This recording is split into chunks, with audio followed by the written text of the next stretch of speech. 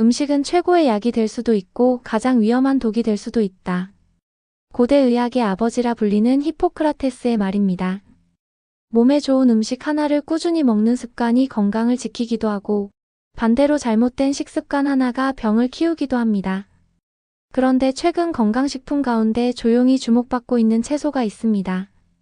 보기만 해도 강렬한 붉은색, 땅속의 붉은 보약이라고 불리는 채소 바로 비트입니다. 마트나 건강식품 코너에서 한 번쯤 보셨을 겁니다. 혈관 청소에 좋다더라. 혈압 낮추는데 도움이 된다더라. 운동하는 사람들이 많이 먹는다더라. 이런 이야기를 들어보셨을 텐데요. 그런데 정말 비트가 그렇게 몸에 좋을까요? 좋다면 어디에 좋은 걸까요? 또 건강하게 먹으려면 어떻게 먹어야 할까요? 그리고 누구나 먹어도 괜찮은 걸까요? 오늘은 비트의 효능부터 건강하게 먹는 방법, 그리고 반드시 조심해야 하는 사람까지 의학 자료를 바탕으로 쉽고 자세하게 알아보겠습니다. 먼저 비트가 왜 건강식품으로 불리는지부터 살펴보겠습니다. 비트는 빨간 무처럼 생긴 뿌리 채소입니다. 붉은색이 아주 진한데요. 이 붉은색 속에 건강의 비밀이 숨어 있습니다. 바로 베타인과 질산염, 그리고 강력한 항산화 성분 때문입니다. 특히 비트에는 천연 질산염이 풍부합니다. 이 성분은 몸속에서 산화질소라는 물질로 바뀌게 되는데 이 산화질소가 혈관을 확장시키는 데 도움을 줍니다. 쉽게 말하면 좁아진 혈관을 조금 더 편안하게 열어주는 역할을 하는 것입니다. 자료에 따르면 영국 런던 퀸메리 대학 연구팀은 비트 주스를 섭취한 사람들에게서 혈압이 낮아지는 경향을 확인했다고 발표한 바 있습니다. 특히 고혈압 전 단계이거나 혈압 관리가 필요한 사람들에게 긍정적인 가능성이 보고되었습니다. 하지만 여기서 중요한 점이 있습니다. 비트가 약은 아니라는 것입니다. 비트 먹으면 혈압약 안 먹어도 된다 이런 뜻은 절대 아닙니다. 다만 건강한 식습관의 일부로 활용할 때 혈관 건강에 도움을 줄 수 있다는 의미입니다. 특히 나이가 들수록 혈관 탄력이 떨어지게 됩니다. 혈관은 우리 몸속 고속도로 같은 역할을 합니다. 이 길이 막히거나 좁아지면 고혈압, 협심증, 심근경색, 뇌졸중 위험이 높아질 수 있습니다.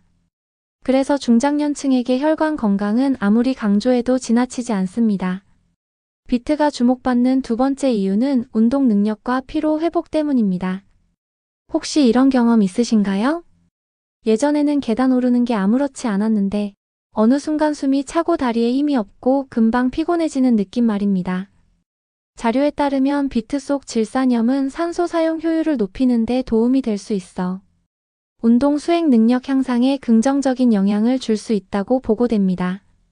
그래서 해외에서는 운동선수들이 비트 주스를 즐겨 마시는 경우도 있습니다. 물론 일반인도 마라톤 선수가 될 필요는 없습니다.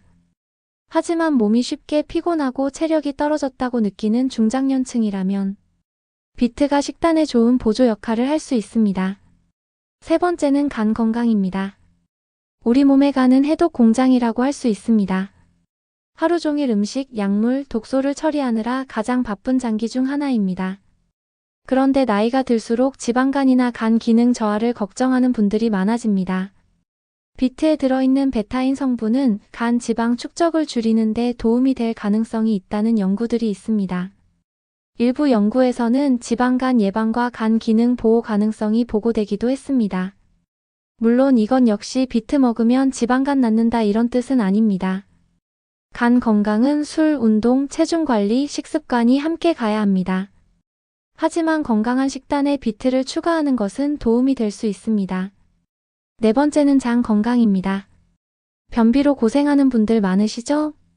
비트에는 식이섬유가 꽤 풍부하게 들어있습니다. 식이섬유는 장 운동을 돕고 배변 활동을 원활하게 만드는 데 도움을 줄 수 있습니다. 특히 나이가 들수록 장 기능이 느려지는 경우가 많기 때문에 채소 섭취는 더욱 중요합니다. 다만 갑자기 많이 먹으면 속이 불편하거나 가스가 찰 수 있기 때문에 처음에는 소량부터 시작하는 것이 좋습니다. 그렇다면 이렇게 몸에 좋은 비트 어떻게 먹어야 건강하게 먹을 수 있을까요? 첫 번째 방법은 살짝 찌거나 삶아서 먹는 방법입니다.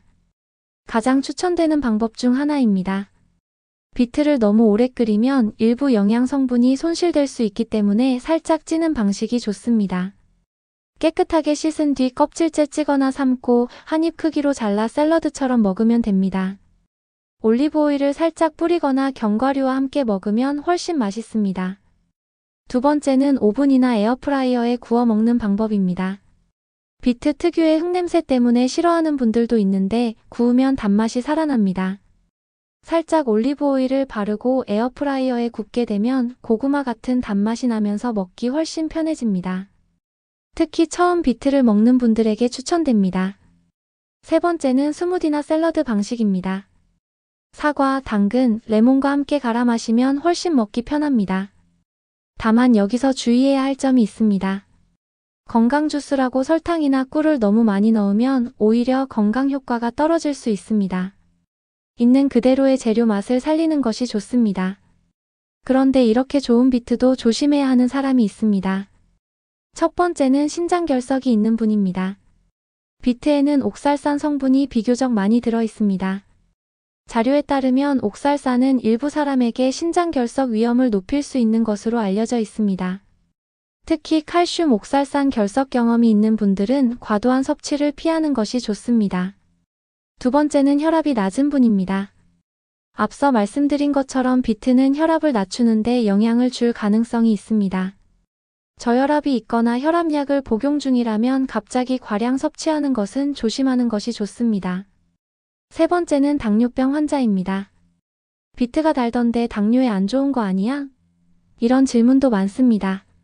비트 자체는 적당량 먹는 것은 가능하지만 주스로 마실 경우 당 흡수가 빨라질 수 있기 때문에 주의가 필요합니다. 가능하면 통째로 먹는 방식이 더 권장됩니다. 또 한 가지 놀라는 분들이 있는데요. 비트를 먹고 소변이나 대변이 빨갛게 나오는 경우가 있습니다. 이거 보고 깜짝 놀라 병원 가시는 분도 있습니다. 하지만 대부분은 비트 색소 때문입니다. 다만 출혈 여부가 헷갈린다면 반드시 병원 진료를 받는 것이 좋습니다. 그렇다면 비트는 얼마나 먹는 게 좋을까요? 일반적으로는 하루 반 개에서 한 개 정도 또는 작은 컵 기준 비트 주스 한 잔 정도면 충분합니다. 건강식품도 많이 먹는다고 좋은 것은 아닙니다. 특히 몸에 좋다는 이유로 매일 과도하게 먹기보다는 채소 식단의 일부로 균형 있게 먹는 것이 중요합니다. 정리해 보겠습니다. 비트는 혈관 건강, 혈압 관리, 피로 회복, 간 건강, 장 건강에 도움을 줄 가능성이 있는 건강한 채소입니다. 하지만 약처럼 생각해서는 안 됩니다. 건강한 식습관, 운동, 충분한 수면과 함께 했을 때 더욱 좋은 효과를 기대할 수 있습니다. 그리고 신장결석, 저혈압, 당 조절이 필요한 분들은 반드시 주의가 필요합니다. 기억하십시오. 건강은 어느 날 갑자기 좋아지는 것이 아니라 작은 습관이 쌓여 만들어집니다. 오늘 식탁 위 작은 변화 하나가 10년 뒤 건강을 바꿀 수도 있습니다. 오늘 영상이 도움이 되셨다면 좋아요와 구독 부탁드립니다. 오래오래 건강하게, 오래오래 행복하게 살아가는데 도움이 되는 건강 정보를 계속 전해드리겠습니다. 오래오래 TV였습니다. 감사합니다.